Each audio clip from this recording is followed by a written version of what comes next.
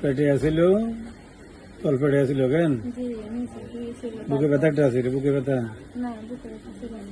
বুকে একটা ব্যথা পর্যন্ত বসে আসতো না বুকে, বুকেও ছিল আর জ্বালা পড়া করতো। গরম কাতার পানি পেটা ছিল না, ঘামের দুর্গন্ধ ছিল। হ্যাঁ, ঘামের দুর্গন্ধ এখন আছে না?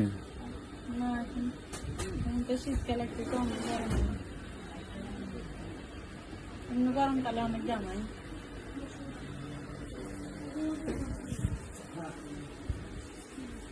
শীতে বাড়ি যায়, গরমকালে কমে যায়। হ্যাঁ,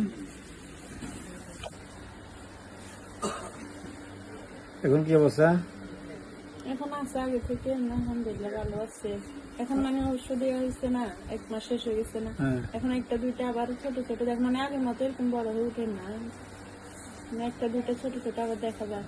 আবার দেখা যায় আগে থেকে ভালো আছেন?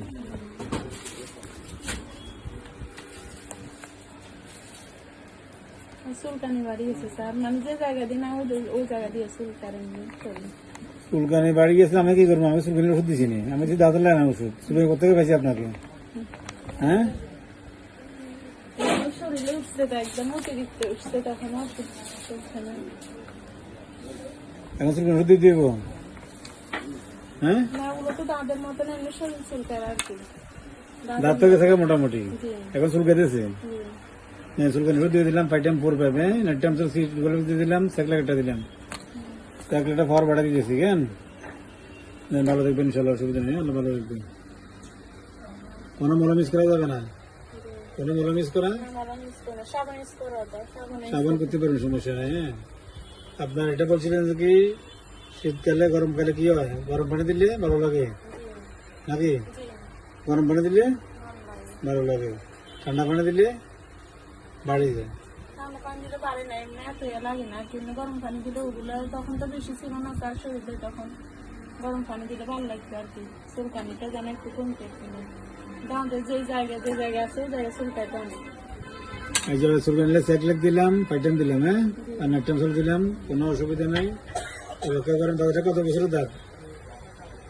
দাঁতটা নতুন করে, আগে আমি ছোট থাকতে হাতে তাতে চুলকানি ছিল, ওগুলো তো চলে গেছে। এটা ভালো হয়েছে কিভাবে?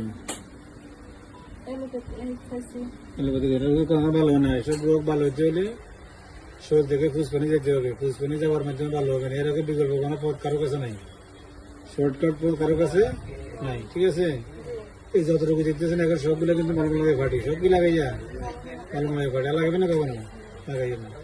আল্লাহ ভালো থাকবে ইনশাল্লাহ। মলম কখনো সমাধান না, সে যত বড় ডাক্তার হোক, যত ডিগ্রিদারি হোক, এ চাপা দিবে, চাপা দিয়ে রোগটা কি করবে, অন্য রোগে ডাইভার্ট করে দিবে, অন্য রোগে ডাইভার্ট করে দিবে।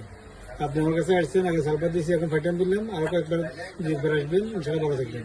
ঠিক আছে, মলম কখনো লাগাইতে পারবে না। ওকে, আল্লাহ ভালো থাকবে ইনশাল্লাহ।